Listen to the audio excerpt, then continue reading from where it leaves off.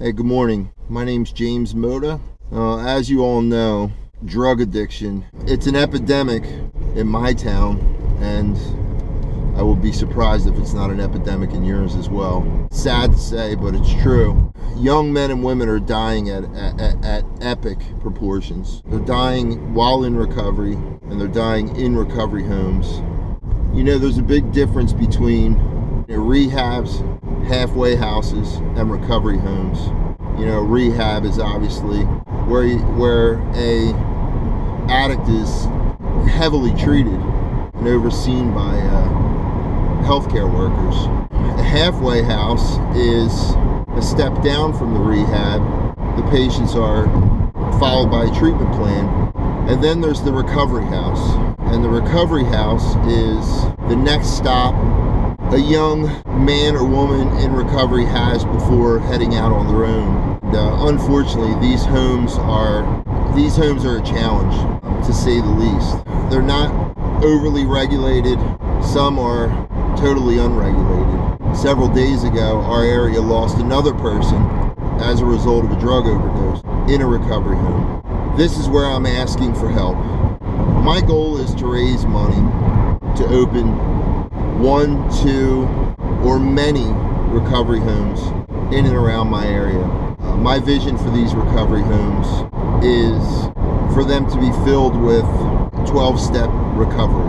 What I vow to do is to use this funding to open recovery homes where we together can give many young men and women who are struggling with those first few months or years getting through the addiction. We can provide support. We can provide steps to begin to learn a life well lived with great oversight, with rules and regulations, policies and procedures, contracts, weekly drug screening of all people coming and going. There's a saying in and around recovery that meeting makers make it. There's a lot of truth in that. So I, being familiar with this area, know when and where the meetings are. But on days there are no meetings, we'll create meetings. We'll go out on commitments to treatment facilities and other meetings in the general area.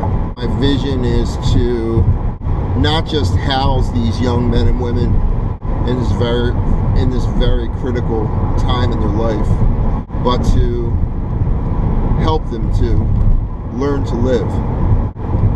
Work with them individually, one-on-one. See what their needs are. Everyone's needs are going to be different. Some will need to begin at the beginning, get employment, repair a relationship, visit with their children, check in at their probation office, all while working a strong 12-step recovery program and just learning how to live. My core value for these homes is circling the wagon. We all know that saying. For these young men and women to have a place where they truly can have the wagon circled around them, and where they have people in their corner and they have people fighting for them, working for them on a day-to-day basis, every day, every hour of every day. Availability 24 hours, 7 days a week, to a support system, to a family, to the recovery program. You know, it's all about learning how to live one day at a time. It's all about putting back together a life that's been a bit of a puzzle. You know, and people need help with that. They can't do it alone. There's strength in numbers in recovery.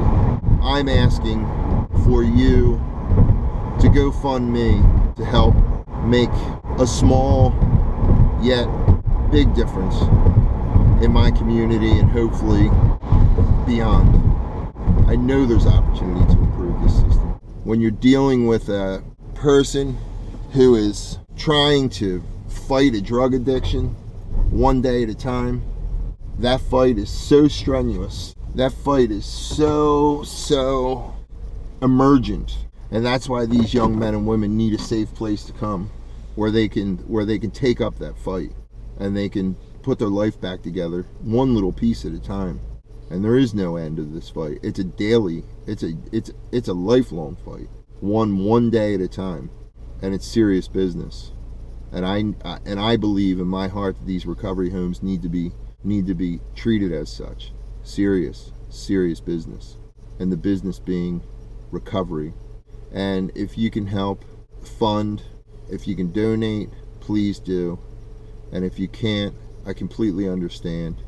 But if you are seeing this video and you can share this video, I greatly appreciate that.